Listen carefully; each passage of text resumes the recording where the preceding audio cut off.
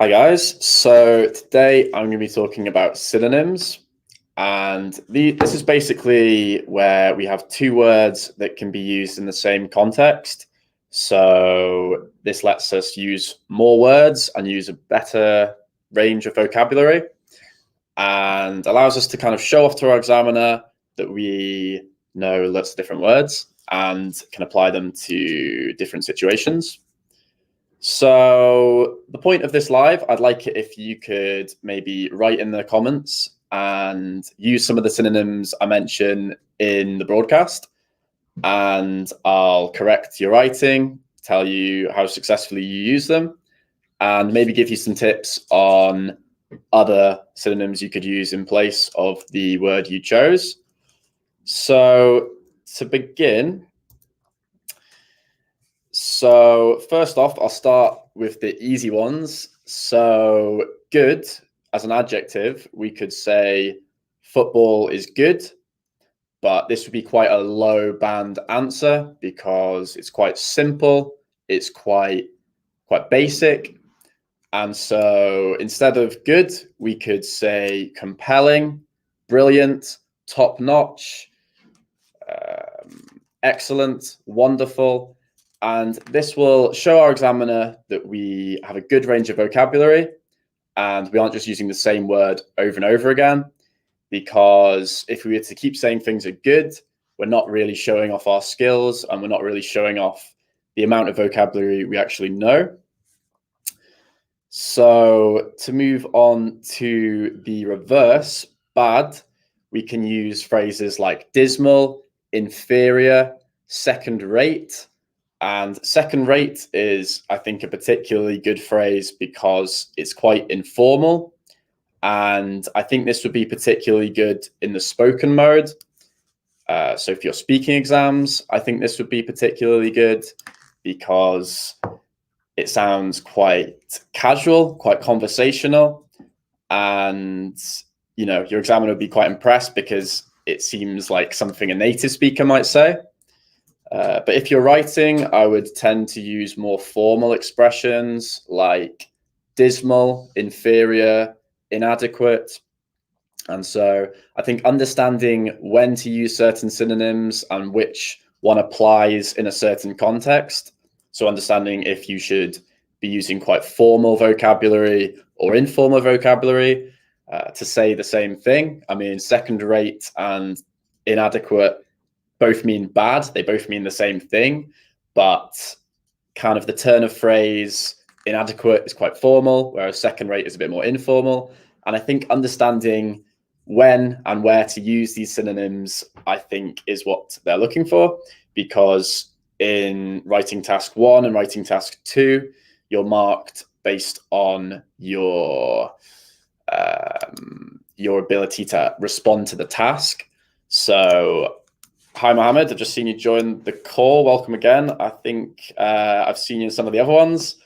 I was just saying in terms of like knowing when to use certain synonyms, that will definitely stand you in good stead because, for example, the task response marking criteria of the writing task, that is about how well you respond to the demands of the task. So how well you respond to the style that they want you to write in. So say if you are doing the academic test and you're doing writing task 1, the report section, you're going to want to use quite formal vocabulary like inadequate and words like this. Rugby, what is rugby? So rugby is a sport we play in Britain. I don't like it much myself. I prefer football. Rugby is, I don't really know how to describe it. It's played with an oval shaped ball. So the ball's like kind of an egg shape and you can't pass backwards. You can only pass to the side or backwards.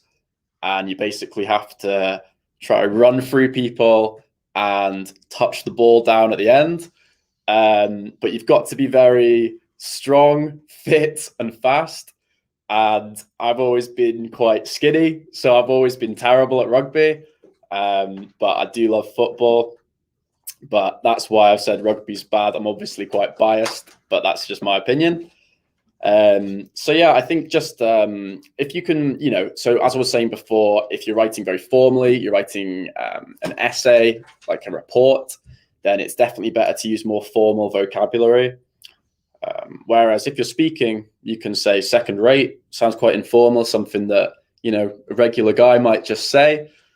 It's a challenging game. Yeah, definitely. It's a tough game, rugby, but everyone's got their different preferences with sport, I think, don't they? So, but rugby is definitely a sport we play a lot in Britain. I think it's probably second after football, I would say, in terms of how popular it is here. I don't know if rugby's played in Bangladesh and all these places you guys are from, but it's definitely a very British thing. And I know lots of other countries play it as well. Like I know New Zealand, Australia, all these other countries that you might be going to if you're sitting your IELTS exam, all these English-speaking countries that play it. So it's probably something it'd be good to know about. So on to the next synonym, boring. So an adjective, you could say it's so boring. And ironically, this is definitely quite a boring word to use because there's lots of other ways of saying it. So you can say dull, monotonous, dreary. Monotonous kind of means one tone. So mono is one, tonus is tone. And it's basically where you, like, if I was speaking monotonously, I would be very much speaking like this the whole time. And you guys would find it very boring and you wouldn't be engaged at all with what I was saying. So it's a good turn of phrase. And I think especially it's quite hard to spell. So I think if you spell it right, I think your examiner will be impressed and, he'll appreciate it rather than if you just said boring. How do you pronounce dreary? So it's pronounced dreary. It's definitely a weird sounding word. It's a strange one, but so yeah, I mean, if you were in your speaking exam, you're asking me how to pronounce it. So if you're in your speaking exam, yeah, you could say dreary, and the fact that you knew how to pronounce it, I think your examiner would definitely be impressed by. And yeah, I think all those words there are fairly formal. You could use them in an informal context or a formal context, and it'll just give a bit more life to your work, give a bit more life to your written work and your speech as well. Because if you're just, so for example, if you're talking about your hobbies like you do in speaking, in the first part of the speaking exam, then you're going to want to be saying, things you don't like as well. So what's boring? You could say, I just find football so monotonous. Everyone's talking about it all the time. It's just dreary. It's better than overusing these quite simple words like boring that you might hear all the time, because you always want to be trying to show off to your examiner, trying to impress them, trying to let them know that you know all these different things, you know this vocabulary. And with synonyms, you can definitely elevate your mark and score higher bands in terms of vocabulary. So the next one I want to talk about is love. And also, guys, if you could, maybe try write in the comments along with me and try use some of the synonyms I've wrote. So, try not copy what I've done, but try do it in your own way. So maybe find something that you think is dismal and describe it to me in the comments. You can also come on live with me on camera if you're feeling particularly brave, and we can chat about it, or you can just write it to me. It's completely up to you. So just lots of these different ways you can word things. So I want to talk about love, the verb. Very common. If you're describing something that you enjoy doing, you're probably going to end up saying, I love it. I adore it. There's different ways of saying it. And particularly with this, we can note that I've got some other phrases here. Synonyms are not just linked to words.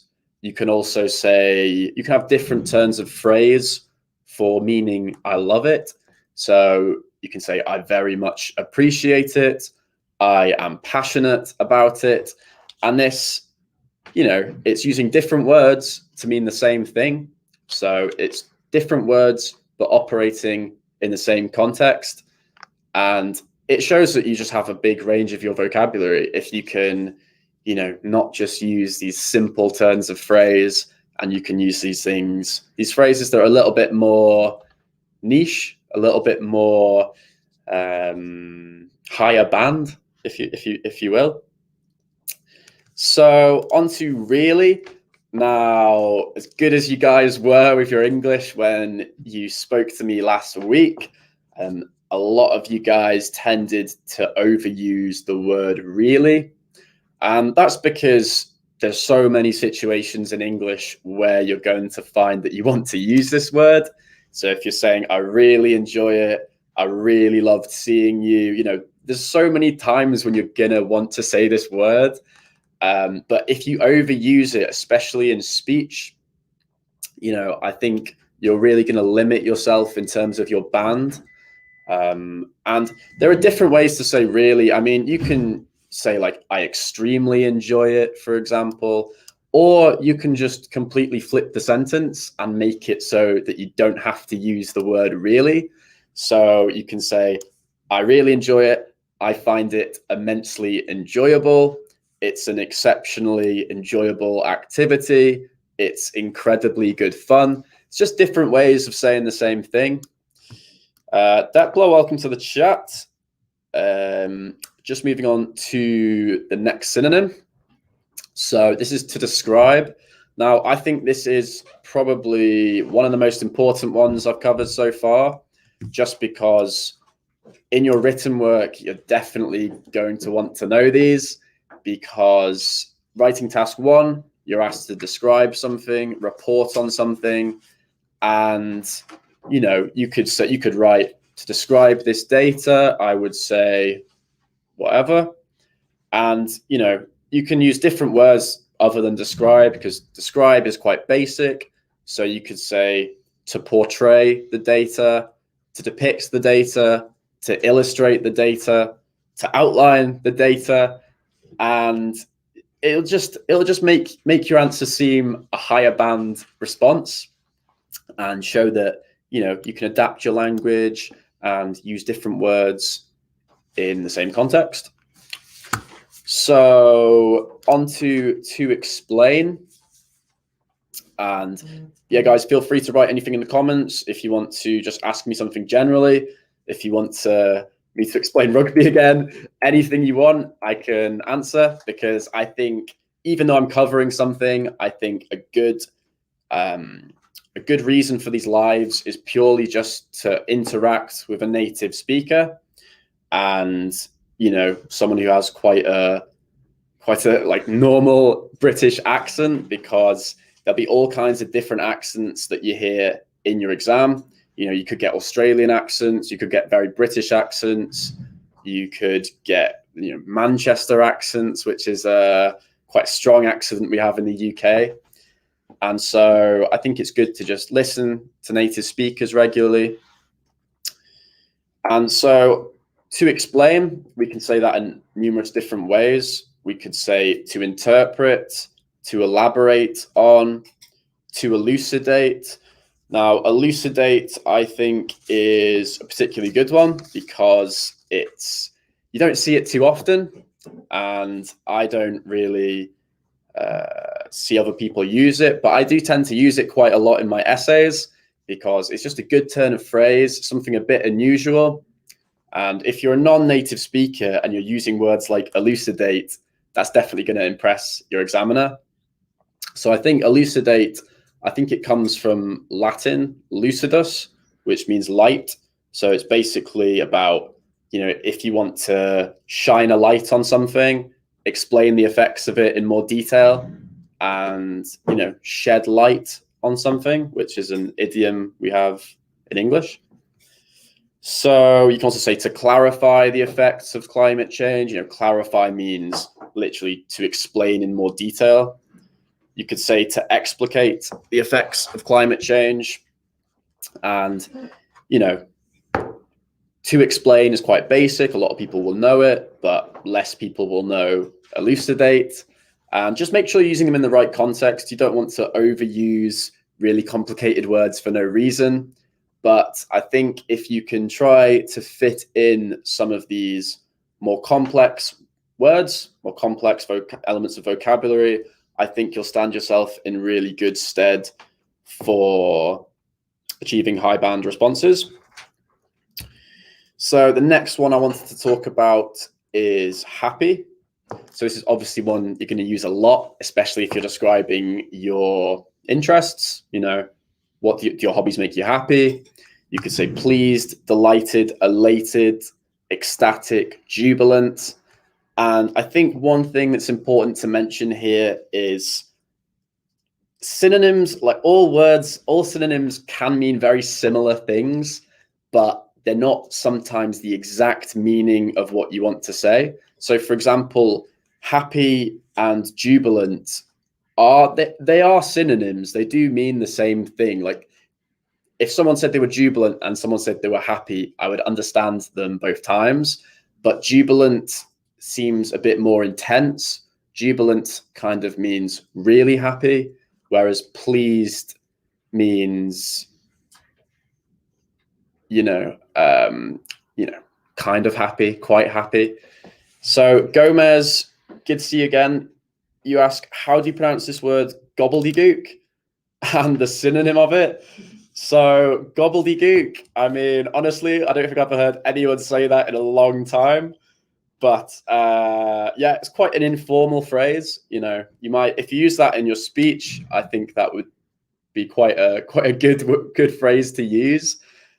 So you pronounce it gobbledygook, and it literally means like kind of just nonsense, like rubbish.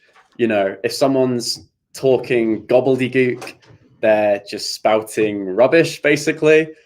And a synonym of it, yeah, I mean, I guess nonsense, rubbish, stuff that's just not useful, stuff that carries no real meaning. So that's definitely an interesting question, gobbledygook. So on to the next one. Interesting. And if you want me to pronounce any other words, feel free to comment. And so interesting is a word that you're going to want to use a lot in your written work, and you're going to want to, if you're describing things, but I think you can use better turns of phrase, and you can say, it fascinates me how something does this. It engages me. I find it intriguing, gripping, and this will seem like you're genuinely quite interested in what you're talking about, rather than just using the word interesting, because I feel like that's just the first thing that comes to mind. It won't seem like you're actually interested in what you're talking about.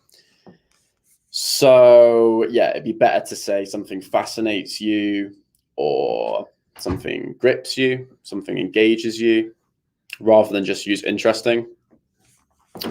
So Munmun asks, can I use captivating and enthusiastic instead of interesting? Yeah, those are brilliant synonyms. Captivating, I think that really gives the impression that you're so interested in something, rather than just saying I'm interested. It doesn't really seem like you're that interested if you're using kind of such basic words about something. If I was really passionate about something, I would say it captivates me. It just really engages me. I wouldn't just say, yeah, I find it interesting. So yeah, you can use captivating and enthusiastic definitely instead. It enthuses me, it captivates me. And so on to idea. Now, these two words that I've wrote here are words that I pretty much use in every single essay I write. So concept and notion, I always use these words in literally all my essays, because especially, outside of the IELTS exam, if you're going to university and you're talking about people's opinions, you could say, for example, Fisher's notion of climate change, I disagree with because of this. And so, saying concept and notion, I think, are higher level vocabulary. It's better than just saying his idea over and over again. And I think you'll definitely elevate your band if you can use these terms effectively. And so, for example, if you're in writing task 2, you might get a question asking for your opinion about something. So I know in a previous class we covered opinion on video games. So if the writing task 2 question was, to what extent do you think video games are problematic? I could rephrase this question and I could say, the notion that video games are damaging to society, etc.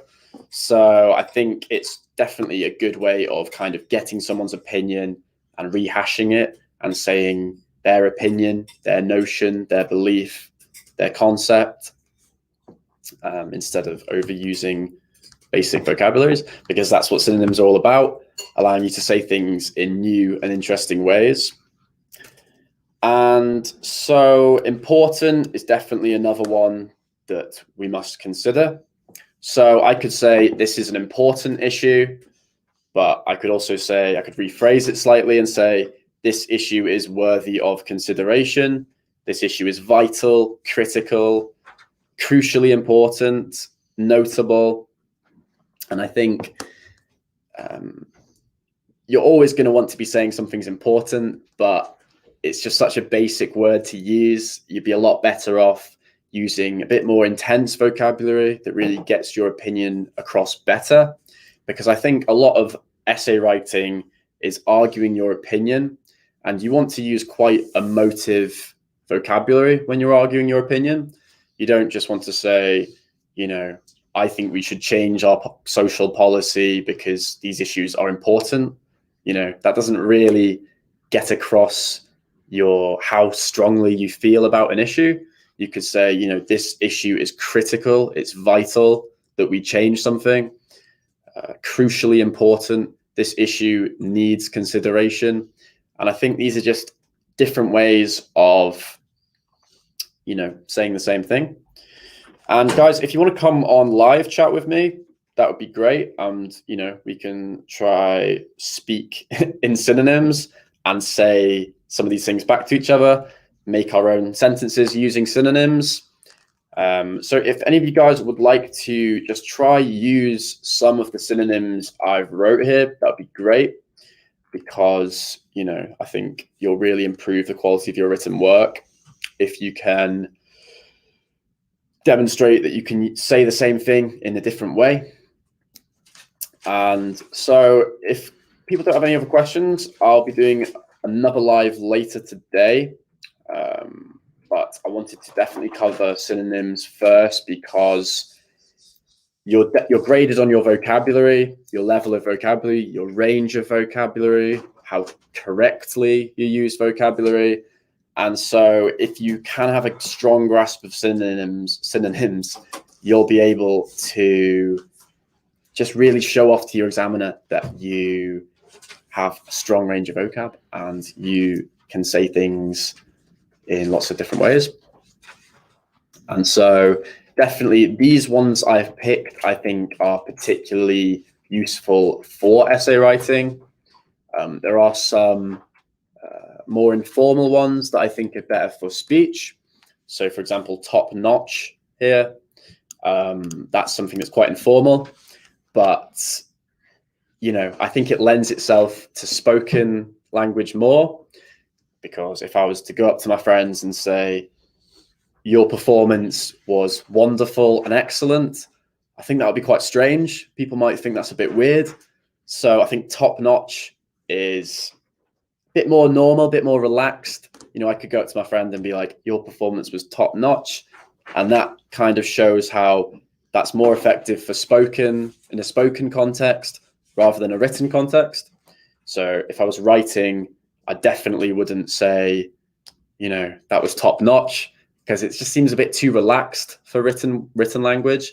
And I think distinguishing between written and spoken language is pretty important for your IELTS exam, because they're both different types of language, and you'll be saying slightly different things in your written exam and your speaking exam. Someone says extraordinary. Yep, that's also a really good adjective for good, and it pretty much that's a very strong one. It's a very emotive one.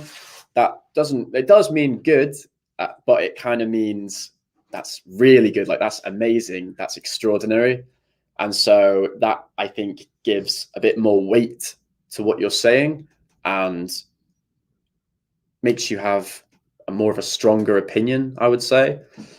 So if I was to say football is extraordinary, that would definitely be more interesting for my examiner than if I was just to say football is good in quite a basic way. And so, yeah, I think that informal, formal divide is covered with bad as well. With inadequate versus informal, versus second rate, because second rate, top notch, these kind of casual phrases, I think if you use in your spoken language, your examiner will definitely be interested. And it just gives the impression that you're more fluent because these are things a native speaker would say to each other. Because you don't want your speaking exam to seem very pre-rehearsed and unnatural and like you've just learned all these complex words when that's not really how a conversation flows. I don't ever speak to people in the way that I write my essays because that would just seem very strange. So worst again, that's like quite a strong one, quite emotive. If I was to say rugby is the worst, that would seem like I really, really hate it. And it's just, really, really bad. And I think when you're arguing your opinion in these writing tasks and your exam, I think you're going to want to seem very invested in what you're talking about. So you don't just want to say something's bad. You want to say it's really bad, it's dismal, and really argue your opinion and show your examiner that you're really engaged in what you're talking about and that you care about what you're talking about and that there's a reason for choosing to talk about what you want. So boring, yeah, that's another one we've covered. You can say monotonous, dreary, and I think these words just crop up time and time again. You can use them once or twice. No one's going to object to that. But I think if you can think of new and interesting ways to say them, I think that's really how you're going to score higher bands. Because I think if you just use these basic elements of vocab, you're going to limit yourself to band 4, band 5, band 6 if you get lucky. But I think to hit the higher bands, which you guys are all capable of, to hit band 8, band 9, and give the impression that you're fluent, you want to, use new and interesting vocabulary. Tedious, that's a good one, yeah. Again, that means, really boring, tedious. I found this book tedious. It shows that, you really thought about it and you really, really find it boring. If you're just to say boring, it sounds such a throwaway thing to say. It's like saying interesting, bad, boring. They're not really getting your opinion across in the best way. It sounds like you don't really care about what you're talking about. If I was to say something is completely dreary, that would really show that it has kind of affected me emotionally. And that's how you're going to engage your examiner and, make him give you a higher band answer or grade. And so love, I think what's particularly useful about this slide is that I don't think you shouldn't just limit synonyms to words. You should consider synonyms in terms of phrases as well. So you could say I love it, or you could say I adore it, but I think it's better to sometimes change your turn of phrase and say, I very much appreciate, I'm passionate about, and, adapt your sentences, have different grammatical structures. So affectionate and like, that kind of means similar, I guess. I mean, this is probably one reason why you shouldn't always try to use synonyms in ways that they don't fully mean the same thing, because affectionate, it kind of means like you kind of fancy someone, like you have some kind of positive feelings towards them. It's like if I was to say I was affectionate of someone, it would mean that, you know, I'm kind of interested in them in that kind of way. But if you're saying like I love something, so if I was to say I love football, you couldn't say I'm affectionate about football. I guess you could, but it's a little bit different than if you just to say you love something. So I think that is an important point about synonyms. You kind of need to know which contexts they can be fully used in. I mean, you could say I'm affectionate about football. You could say that, but it sounds a little bit unnatural, and it sounds like something that I wouldn't really imagine native fluent speakers saying. I think affectionate is used more in relation to people rather than things. But you know, that's my opinion. But you know, I think you're going to want to listen to just different ways people say things in different contexts, so you can get more of an understanding about how to use these different words. And like, I mean, I'm affectionate to my mother. Yeah, that's perfect. That's perfect. That was actually the example I was thinking in my head before.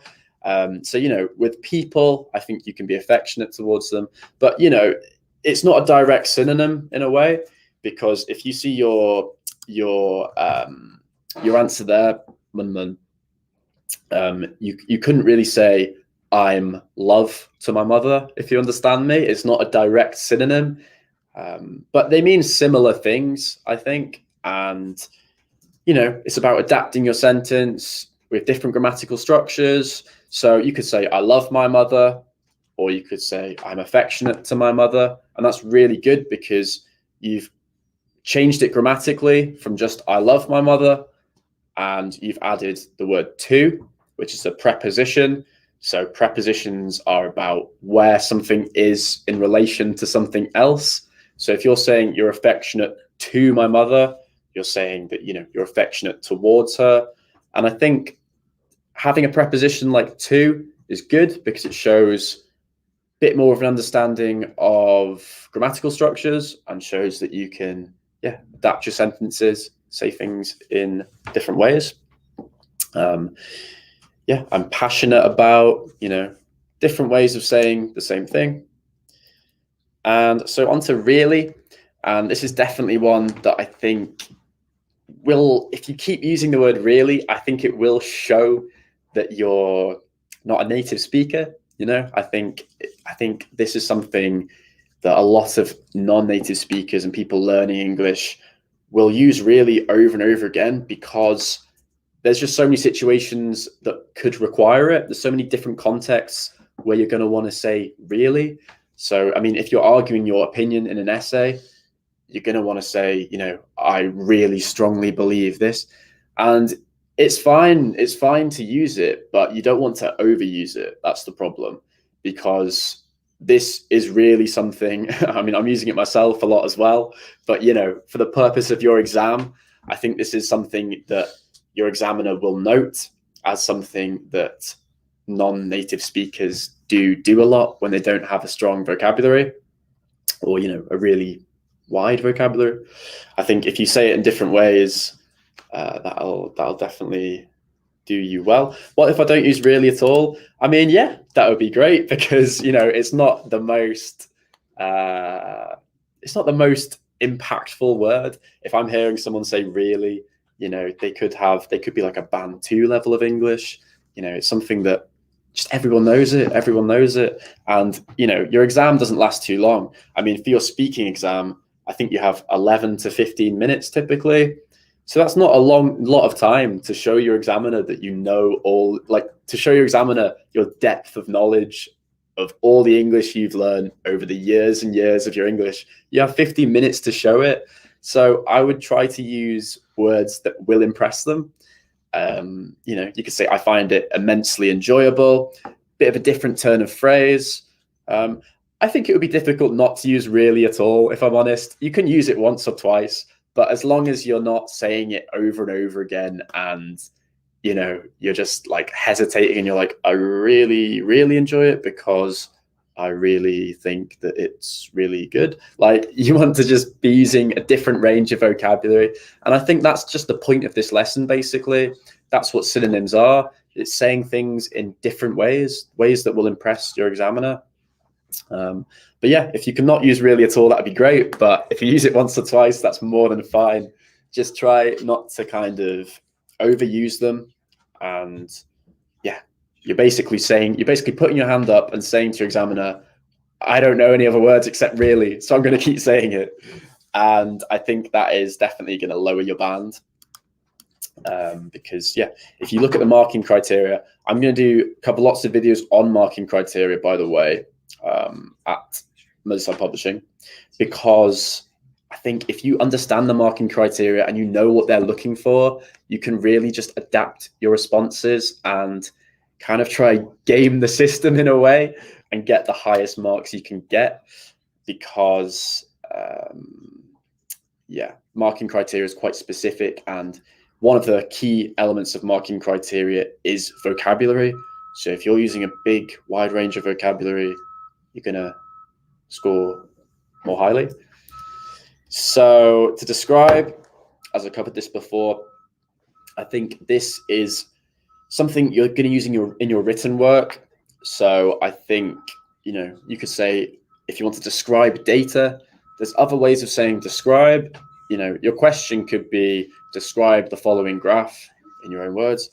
You could rephrase this and you could say, if I was to portray this data, I would first need to comment on this.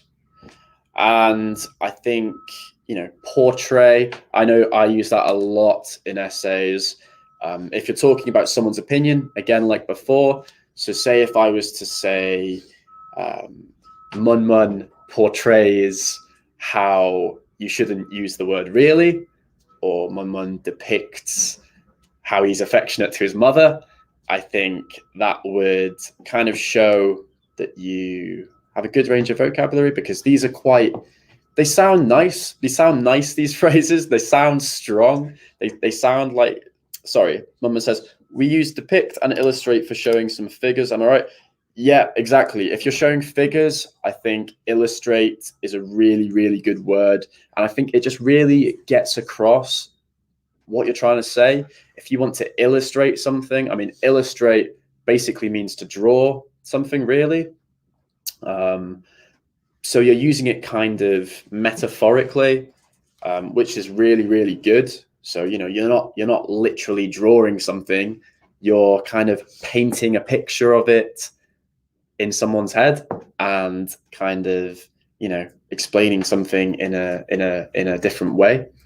So illustrate is a really good word to use, especially for writing task 1. Depict is really good as well. Outline, if you want to give a kind of overview of, for example, the bar chart in writing task 1, I think, depict and illustrate, definitely really strong choices of vocabulary, and, better than just saying to describe, because I think it will probably say in your question, it'll probably say, describe this. Mohammed says, it's so hard to me. So what particularly do you find hard? Do you find, learning all these different synonyms difficult? Do you find understanding me difficult? Because I'd love to know, and I'd love to kind of adapt these lives to you guys and to what you really want from them. So, and then together we can all improve our English. If I know what areas you want to improve, etc. So I'm trying to learn advanced vocabulary because I want to get band 8 in speaking and writing. So definitely, I think speaking and writing are probably the hardest components of the exam. And I think, I think vocabulary is definitely what will set you aside. If you can know these turns of phrase, and I think particularly what I was saying before, if you can know what language you use when you're speaking, what language you use when you're writing, and the differences between these two things, I think that's quite important, because you don't speak like how you write, and you don't write like how you speak. So I could do another video on that, specifically on the difference between kind of informal and formal vocabulary. But I think just really understanding synonyms, I think, is important. I don't think you need to know every single word in the English language to pass your IELTS test. You definitely don't. But I think you need to know certain words and how to use them. So for example, don't use the word good. Don't use something so basic like that. Have a bank in your mind of different phrases you can use. Unfortunately, when I need to use some advanced words, I forget them. Yeah, I mean, it does happen, especially if you're in the exam as well. You know, you can have memorized all these phrases and then you just forget them when you get into the exam. But that's, I think, why it's important to remember, you know, you don't need to know loads of different words. You need to know how to use some words effectively. So you don't need to, you don't even need to know all of these, to be honest. If you maybe remember 2 or 3 and you can just rehash them based on different questions you get, I think that will definitely give you stronger answers. Obviously, try to use a bit of a range of them. But I think if you're using, don't use the same word over and over again. I always say that with essays. If you use one word, don't use it again until the next question. I mean, some situations you might find yourself using the same word, but when you only have 150 words for writing task 1 and 250 words roughly for writing task 2, I think, you want to make sure you're just constantly using interesting vocabulary and new words. So yeah, I mean, you just really have to just keep learning them and keep practicing them. I mean, one good thing I find for revising is I write stuff down on Post-it notes all the time, and I will literally just stick them to my computer. So I'm on my computer all the time. I could be doing something totally not related to work. But, if I've got a little Post-it note in the corner, I'll kind of just remember it. I'll remember the position of it on my laptop. And if I'm in the exam, I might be like, okay, that was that thing in the top right corner of my laptop. Extraordinary. That was it, And I think you just have to kind of just try learn them, basically. There's nothing I can really say about that. I mean, that just comes from practice, though. That just comes from practice, from, just speaking to people. If you want to join the live chats with me, you can try to speak to me with different synonyms. You can write them in the chat like you're doing. And I think just engaging with English, regularly learning these new words, and really being conscious of not using basic vocabulary, I think would be a good tip I would give.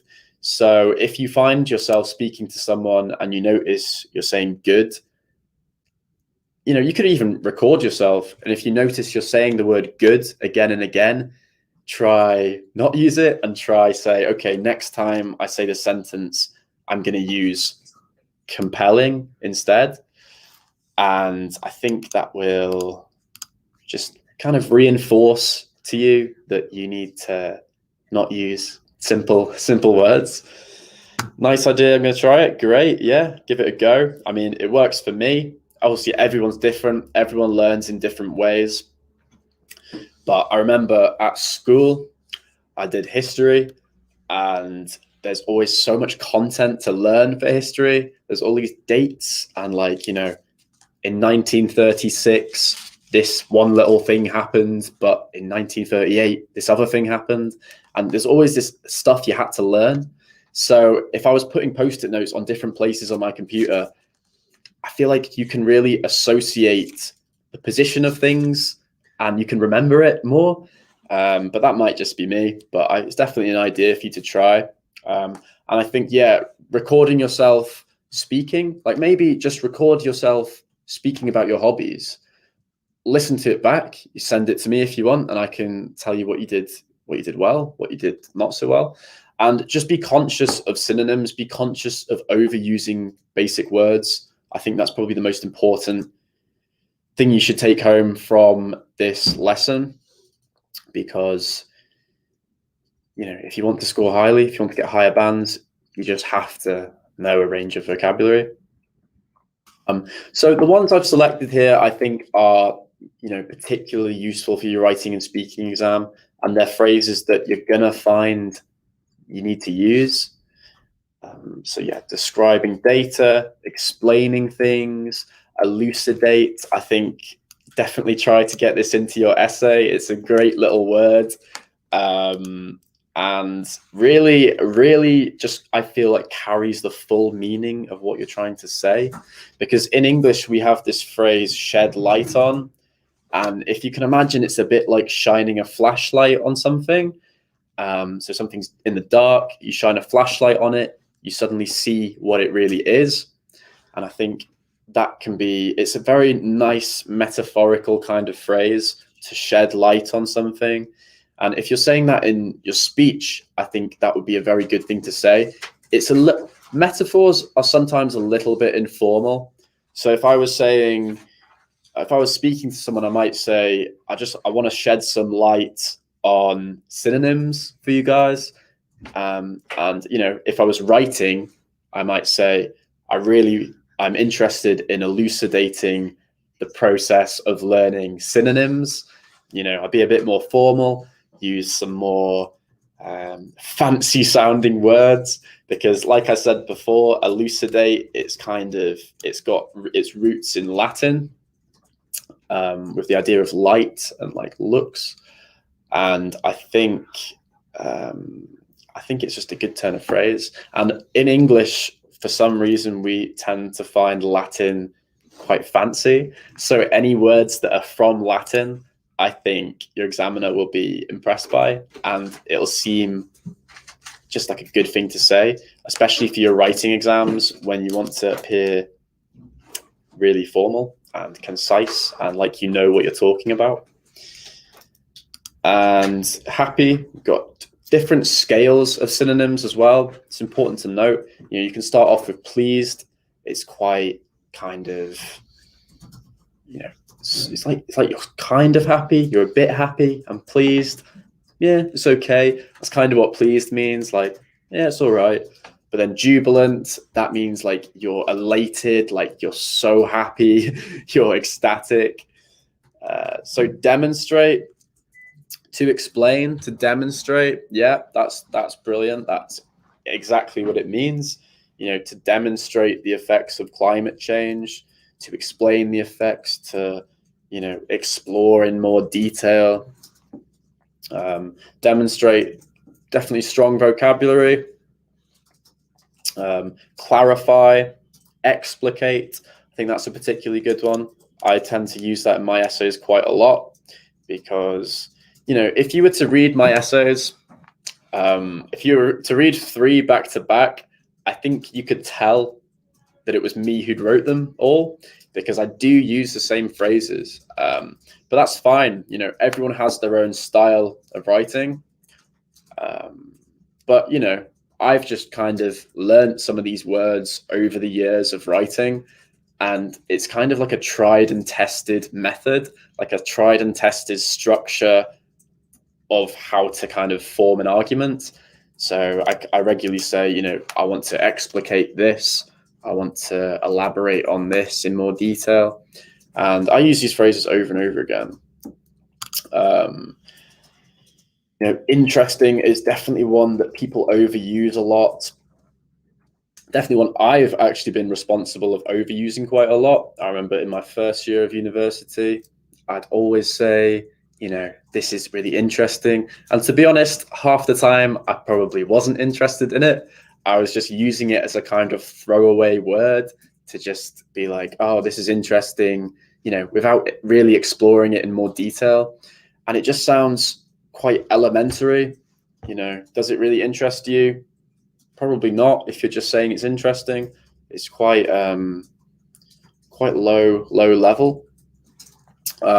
So point out is that, I think that's a synonym for to explain. So yeah, to point out, That's brilliant, because you said demonstrate, which I think is quite a strong word in terms of like written language. It's quite formal. If I say to demonstrate, if I'm talking to my friend, I wouldn't say, look, I really want to just demonstrate to you what you've done wrong. I wouldn't really say that. I could, but it's just a little bit too formal. So instead, I might say to my friend, look, mate, I just want to point out what you did wrong. And that makes, I think, more sense in spoken language, because it's a bit more informal. If you want to point out something, I think that really good vocabulary, but definitely more informal, more spoken. Informal doesn't necessarily mean bad, of course, just depends on the context. If you're speaking to someone, you want to be a bit more informal. Your IELTS speaking exam, it's not really formal. You're really just supposed to have a kind of conversation with your examiner. It's supposed to be a normal, flowing conversation. And, you want to just make sure you're not being overly formal in your spoken language. And, make sure you're using these emotive kinds of vocabulary, these types of vocabulary that really kind of affect you, like they make you feel something. So if you're saying, this is interesting, it doesn't make you feel anything. You want to say, it fascinates me how this is like this. It engages me. It really intrigues me. And it sounds like you're actually interested then, if you're saying that. So yeah, the idea, the concept, the notion, the thought, the belief. This is such a useful phrase for writing task 2, because you're constantly going to want to be engaging with the question. And so if there's the question, this is totally random example I've wrote, but if you're saying, the idea that there should be more government intervention, don't just say the idea. You're going to want to be using this kind of the idea phrase over and over again in your written work. I mean, especially if you're going to university after sitting the IELTS exam, you're constantly going to be talking about people's ideas. So people's concepts, people's notions. Don't just say idea and over again. Try say something a bit different. So important. Again, something that's going to crop up again and again. If you're talking about something that's important to you, you're going to want to use the word important. But it's just weak. It's like a weak kind of word. It doesn't really do anything. It's quite a weak phrase. And so I think just saying this is an important issue, you could instead say this issue is really worthy of consideration. Note how I used really there. Sometimes it just makes sense to use words like that, but the point is not to overuse them to a kind of ridiculous degree. Vital, I think, carries more weight as well than important. Important, it does mean that something requires attention, I guess. It means something is important. But I think if you're to say something's vital or something's critical, crucial, it just increases the weight of it and the emotions carried by what you're saying. So if I was to say this is a really important issue, it's quite low level. It'd be better if you were to say this is a vital issue. This issue requires immediate attention. It's vital, it's crucial, it's critical, crucially important. So yeah, necessary, essential. Yeah, spelt them really well as well, because I know necessary is just a horrible word to spell. Sometimes I'm wondering, is there one C? Is there one S? It's that kind of awkward word. So I think your examiner will know that. And if you spell this word right, it will really set you apart, because definitely, even for native speakers, there's some spellings like that really make people trip up, if you will. So like necessary, a lot of people spell definitely wrong. So definitely, I'm just going to write it in. Definitely is spelled like that, but a lot of people will write it like this, not like that. A lot of people will write it like this, defiantly, which is actually a totally separate word. But native speakers make these mistakes again and again. So I think your examiner will know this and will know that, okay, for a non-native speaker to spell necessary completely right is really, really good. Mohammed, I was just wondering if you're still in the live chat to tell me what you particularly found hard, because obviously everyone is going to be at kind of different levels, and that's more than okay. Our job is to get you guys all up to a higher band, and so we're interested in what particularly you might find difficult. But I think you can definitely just learn these synonyms, and it just takes effort. That's the thing. It's just the whole process of it, I think, is something that you'll need to work on, and just keep making sure you're learning these different phrases as you go. So guys, if no one else has any other questions, I will be doing another live video shortly, maybe on something a little bit different. Kind of depends what you guys are interested in, but I'm quite interested in helping you guys out with writing and speaking at the moment. We will be doing more content on listening and reading as well, but I think writing and speaking particularly are something that you can really, really improve with tutelage, with my lessons and my learning. So indispensable, significant. Indispensable's a great one. That's a really good one. So this is an indispensable issue. This cannot be gotten rid of, I think that means.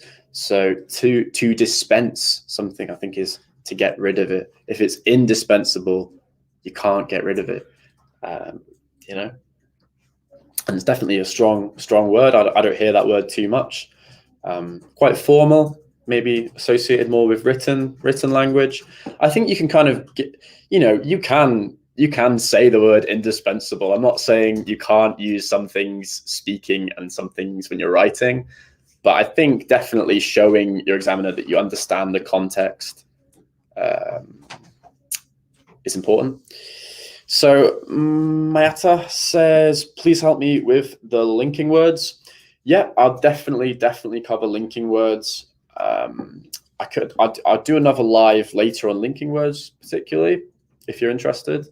But I think linking words are definitely so important for your written work, because if you're having an argument and you want it to flow well, and you want your points to kind of come really well after each other and all flow together nicely, I think you need to use linking words. So I will cover that, I think, in a little bit more detail today, because it's just so important for improving your vocabulary and the flow of your essay. Because one of the marking criteria in the exam is for your writing is coherence and clarity. So, how well your ideas transfer, how well your examiner can understand your ideas. And I think with linking words, you can really associate your points with each other, because you never want to start a paragraph for no reason. You always want to link it in with what you just said. So Monman, yeah, phrasal verbs, definitely important as well. Linking words, I think, is definitely something I'll cover,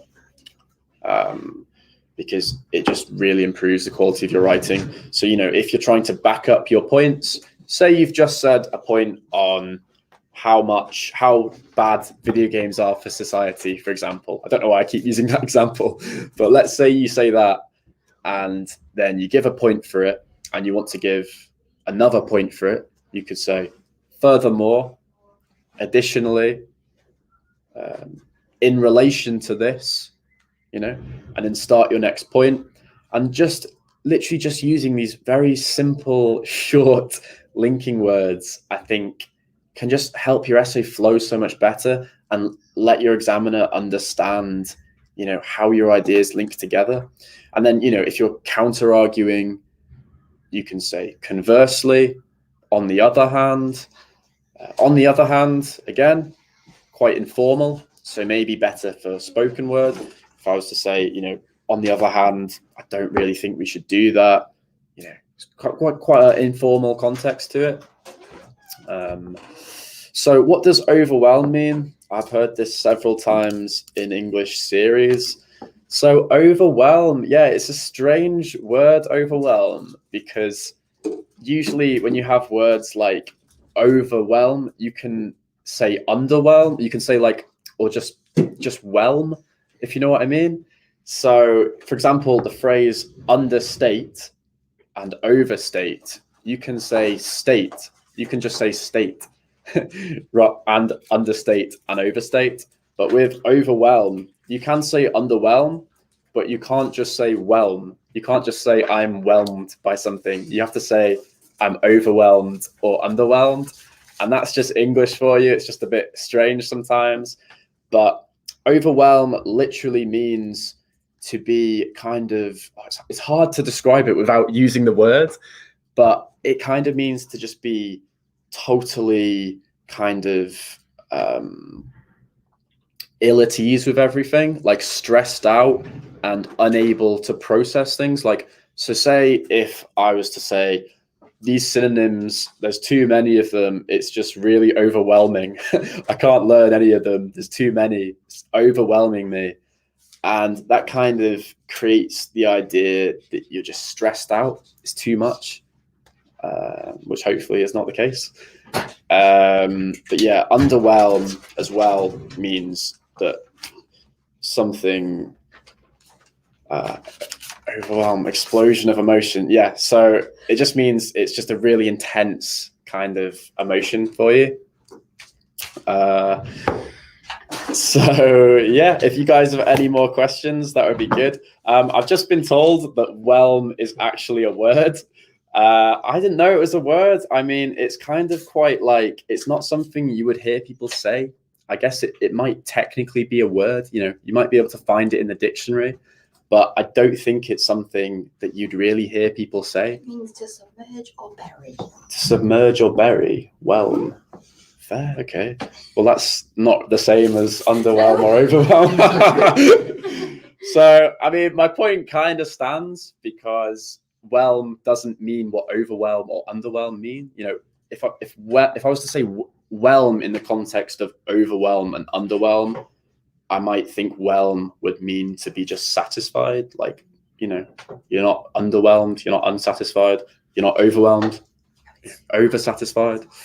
But yeah, whelm apparently means to submerge, but that's kind of a totally different context. So I think my point stands a little bit, but yeah, English is strange like that. There's so many weird little words. I mean, even as a native speaker, there's so many little words that you're just not going to know, but you're never going to find yourself using the word whelm. So it is what it is, basically. But yeah, overwhelm it's a good phrase to use, definitely, to say something, explosion of emotion. You're just very kind of stressed out, overwhelmed, can't hack what's going on.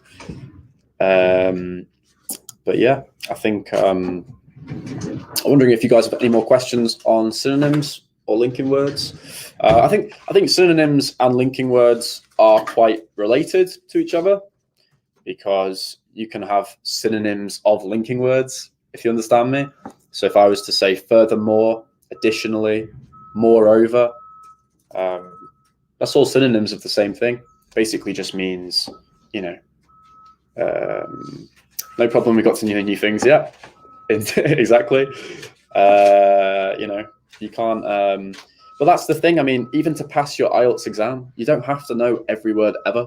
You don't need to know what whelm means to submerge. You don't need to know that.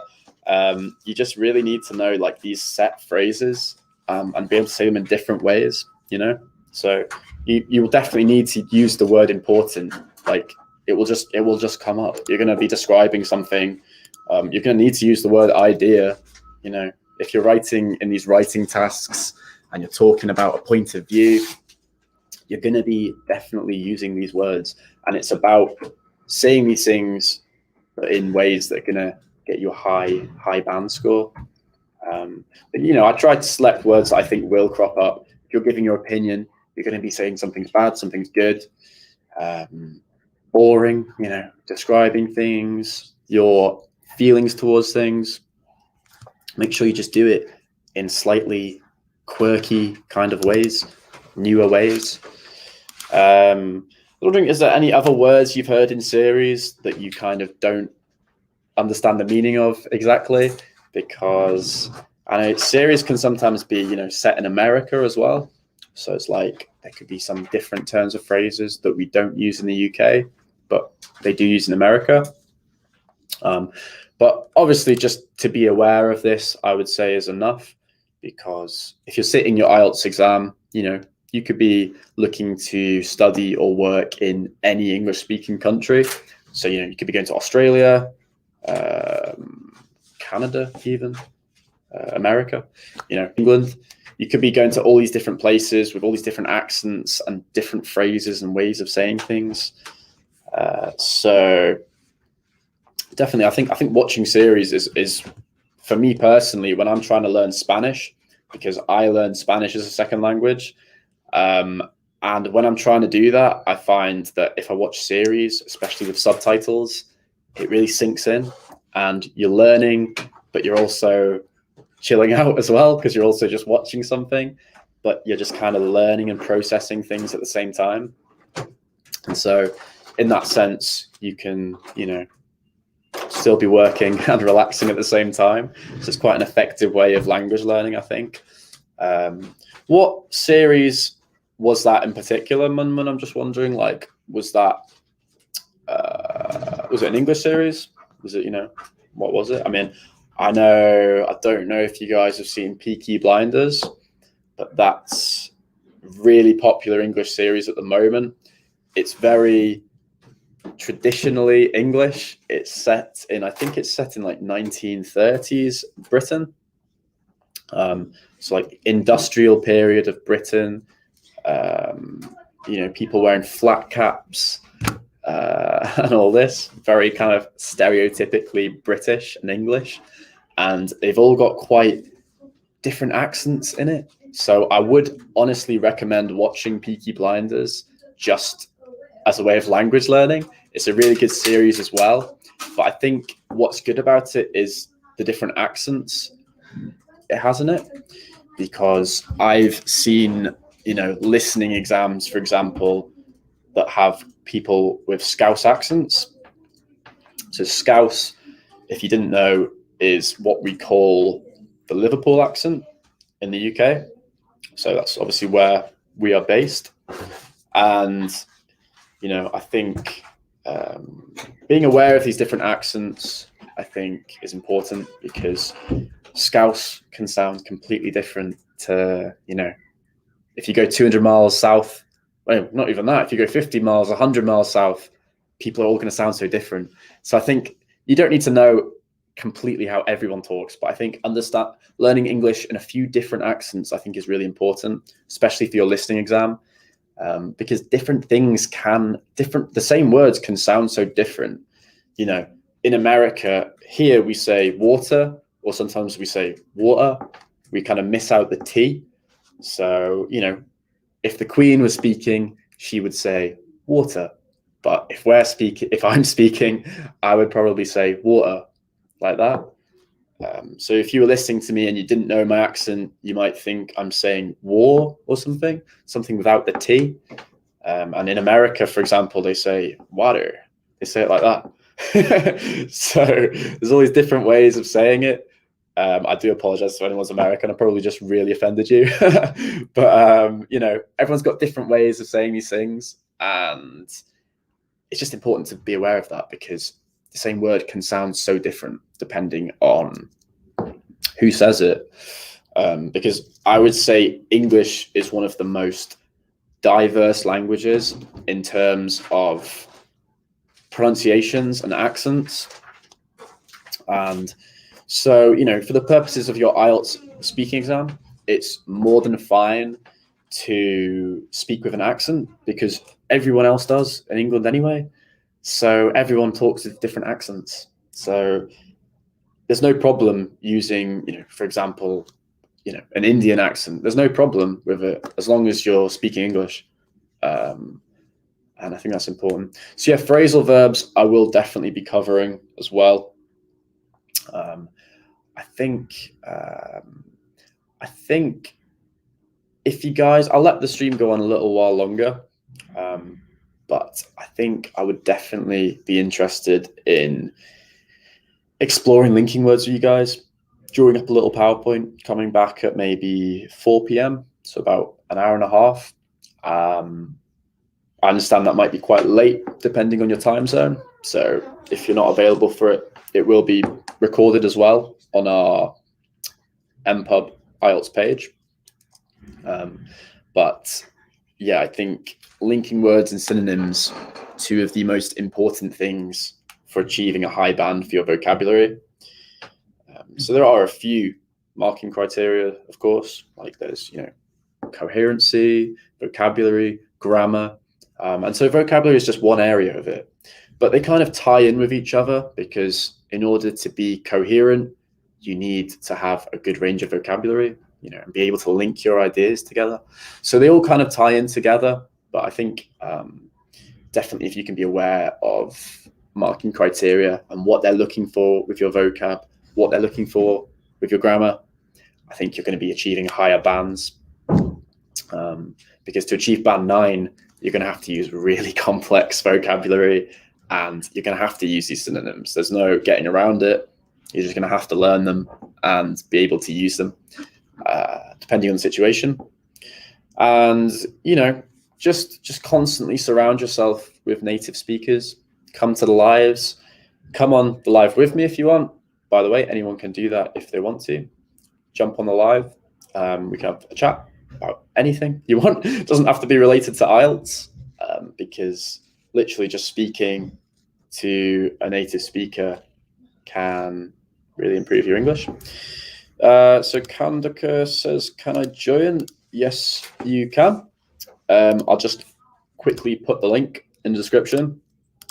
Hopefully you can see it. There you go. I'll just put it in. So I think if you can just click that, it will take you to a little page to be added into the call, and I can add you. We can have a chat. Honestly, about anything. We can talk about linking words if you want, or something a little bit less monotonous, maybe. But yeah, anything. I mean, if you want to talk to me about football, we can talk about football. I mean, England just lost the finals of the European Championship yesterday. So that's kind of what I'm thinking about beyond the work. But yeah, if you want to talk to me about anything, it could be literally anything. And I can just have a chat with you. I think one of the just good things about these lives is just talking to a native speaker because, where you guys are from, a lot of people around you might speak really good English. I'm sure they do. But it is different listening to a native speaker as opposed to someone who's learned English. Native speakers just have more of a natural understanding of what the language is all about, really. So I was for England, but the issue was Southgate. So do you know what? I started off the tournament really being against Southgate. I was like, he plays so defensive. He's so boring or monotonous, dull, dreary. I should probably take my own advice and use these synonyms. But yeah, I think his style was really boring. But as the tournament went on, we just kept winning games. And I was like, okay, so I can't really say anything. I can't really say anything bad about Southgate now. But yeah, it was a crazy game, crazy game. Italy deserved it, honestly. I thought they probably just about edged the game. But yeah, it's unfortunate. I think England just always struggle in international tournaments. But that's how it is. So yeah, guys, I think I'm probably coming to a bit of a conclusion before I start just breaking down, crying about the football. I should probably leave. I think if you guys have any more questions, send them my way. But yeah, I'll be preparing a little video now, drawing up a little PowerPoint for linking words, particularly because so related to synonyms. You know, if you understand linking words really well, then you'll be able to score high bands for your vocabulary. So yeah, I think I will be able to do this live at 3 p.m. So that's about 41 minutes from now. Obviously, depending on your time zone, but I think 3 p.m. GMT +1, I'll be doing another little lesson on linking words and how to get your answers to flow well and how to argue your points effectively, which is what linking words allow you to do. So Mayata, just while you're here, great sounding name, by the way, rolls off the tongue. Just while you're here, like, where are you from and who do you support in the football? So why would you support England? I'm just wondering.